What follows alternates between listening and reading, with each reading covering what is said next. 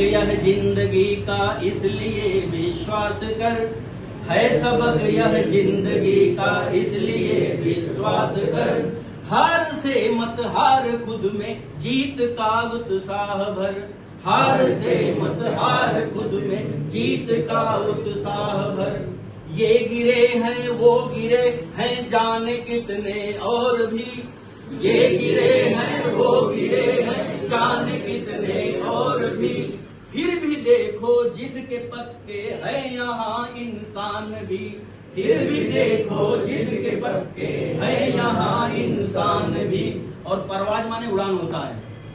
तो ये जिद्दी लोग क्या करते हैं कि वक्त की परवाज पर करनी हुकूमत इसलिए, वक्त की परवाज पर करनी हुकूमत इसलिए। राह आती मुश्किलों से फिर तू दो दो हाथ कर, राह आती मुश्किलों से फिर तू दो दो हाथ कर। हार से मत हार, खुद में जीत का उत्साह भर। हार से मत हार, खुद में जीत का उत्साह। लोग क्या कहते हैं, अरे भाई कुछ नहीं होगा, टूट जाएंगे, रोएंगे या फांसी लगा लेंगे, ये करेंगे वो करेंगे, जीने का मतलब नहीं, जिंदगी बेकार है। ये नहीं, ऐसा कुछ नहीं है। क्यों? टूट जाना हार जाना गिड़गिड़ाना छोड़ दो, टूट जाना हार जाना गिड़गिड़ाना छोड़ दो। सिंधु की छाती पे चढ़ उद्दाम लहरें मोड़ दो, सिंधु की छाती पे चढ़ उद्दाम लहरें मोड़ दो। अगर ऐसा करोगे तो क्या होगा? देखती रह जाएगी दुनिया न अब तू आह भर, देखती रह जाएगी दुनिया न अब तू आह भर। हार से मत हार, खुद में जीत का उत्साह भर।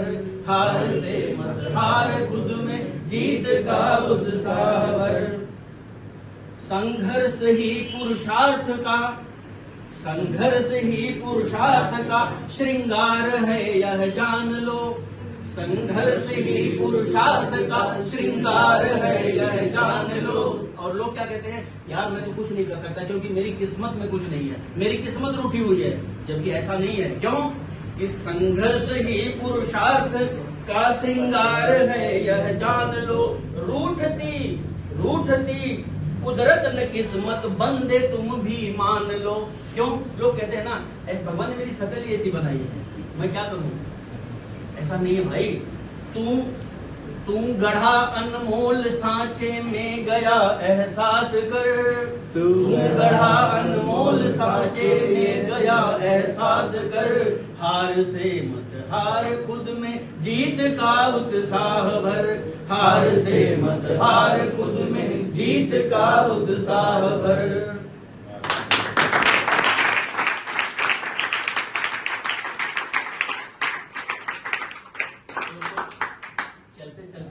आपसे कहना चाहूंगा, अगर आप वाकई जिंदगी में कुछ चाहते हो तो दो चीजों का ध्यान रखना। एक, समाज में जो आपको पागल भी दिखे ना, कभी उसका मजाक मत उड़ाना। बेशक आपको बावला जैसा दिखे, कभी जिंदगी में मजाक मत उड़ाना, क्योंकि परमात्मा के पार्षद होते हैं, परमात्मा हमेशा इनके साथ रहता है। उनकी हेल्प कर सकते तो करो, कभी मजाक मत उड़ाना। और दूसरी बात, घर में जो आपके माँ बाप है ना, सबसे बड़े देवता बनी है। अगर आपको जिंदगी में कुछ भी तो साथियों उनका आशीर्वाद लेके ही निकलना। और आप देखोगे ना तो उनका एक रक्षा कवच होता है, वो अपने बच्चों के न चारों तरफ हमेशा रहता है। और चलते चलते निदा फाजली साहब की ना, मैं एक दो लाइनें हैं, बस ज्यादा टाइम नहीं लूंगा, मैं सुनाना चाहूंगा। उन्होंने लिखा कि मैं रोया परदेश में भीगा माँ का प्यार। मैं रोया, कोई बच्चा कहीं देश विदेश गया था, अरे वाह क्या बहुत अच्छी बात, तो हम लोग वहां ही आएंगे। मैं रोया परदेश में भीगा माँ का प्यार, और दुख ने दुख से बात की बिन चिट्ठी बिन तार। माँ के लिए क्या लिखा निदा फाजली साहब ने, उनके क्या किसी की, सबकी माँ के लिए है कि क्या सूरत क्या सीरत थी, वो ममता की मूरत थी, पांव छुए और काम हुए, अम्मा एक मुहूर्त थी, अम्मा एक मुहूर्त थी।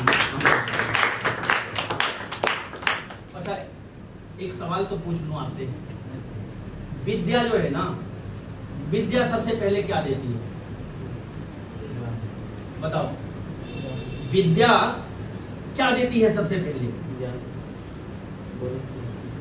नहीं बेटा, विद्या ददाति विनयम, विनयात याति पात्रताम, पात्रत्वात् धनम आपनोत, धनाद धर्मः तथा सुखम। विद्या ददाति विनयम, अगर कोई विद्यावान होगा तो वो विनम्र होगा। और आज के लड़के पढ़ लिए थोड़ा तो ऐसे अकड़ू हो जाएंगे जैसे लगेगा कि नहीं, अगर वो अकड़ू है तो फिर वो विद्यावान नहीं है। विद्या ददाति विनयम, विद्या क्या देगी? विनम्रता देगी।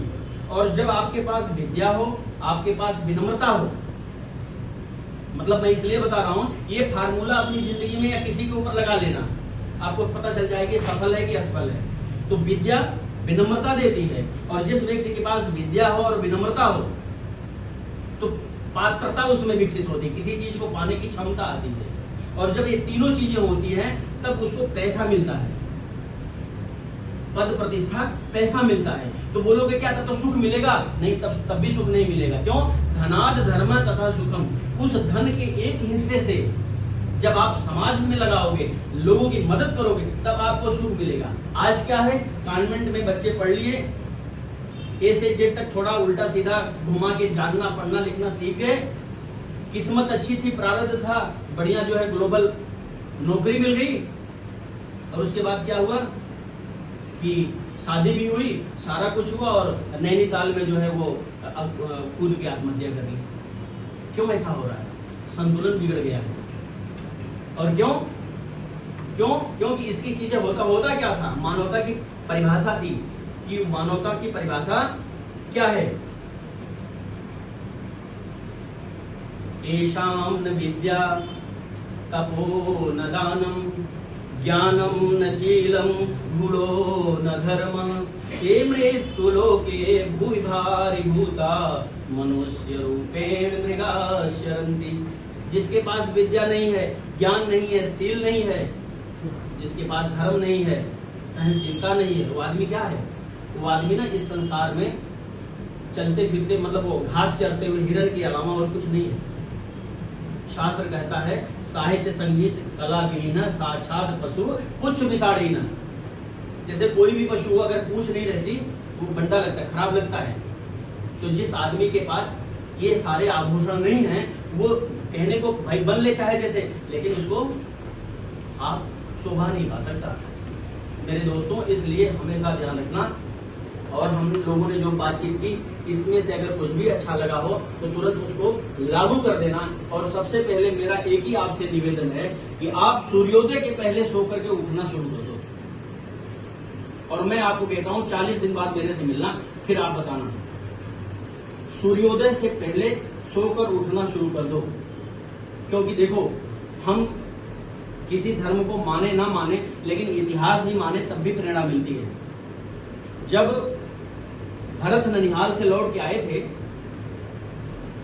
तो उनको पता चला कि कौशल्या ने जो है वो राम के जाने के वियोग में जो है वो बेसुध पड़ी हैं। भरत वहां जाते हैं और तब तक ये बात फैल चुकी थी कि भरत का भी हाथ है वनवास के षड्यंत्र में। तो वहां कौशल्या को, अब माता कौशल्या को सफाई देते हैं कि माँ, मुझे उतना पाप लगे जितना किसी व्यक्ति को ये करने में लगता है, ये करने में लगता है, अगर मैंने वनगमन के षड्यंत्र में शामिल हूं। और वहीं पर ये भी कहा है कि मुझे उतना पाप लगे जितना किसी व्यक्ति को दोनों संध्याओं में सोते हुए लगता है, मतलब सूर्योदय और सूर्यास्त के समय न हो। तो वाल्मीकि रामायण झूठा नहीं, जाके पढ़ लेना। अयोध्या सर्ग में 47वां श्लोक है कि उभय संधे शयानस्य यत् पापम परिकल्पयते तच्च पापम भवेत् तस्य यशोर अनुमति गतः। अगर सूर्योदय और सूर्यास्त के समय व्यक्ति सो रहा है तो जो पाप लगता है वो पाप मुझे लगे अगर मैं वनगमन के षड्यंत्र में शामिल हूं। तो साथियों, और यहाँ तक इसमें जो बच्चे चश्मा लगाते हो, जिनकी आई साइड में कोई दिक्कत हो, आप सूर्योदय से पहले सो के उठो। और मैं खुद का प्रयोग बता रहा हूँ, -1 डायोप्टर बाई में और 0.75 जो है मैं दाहिनी आंख में चश्मा लगाता था, 20 साल लगाता था।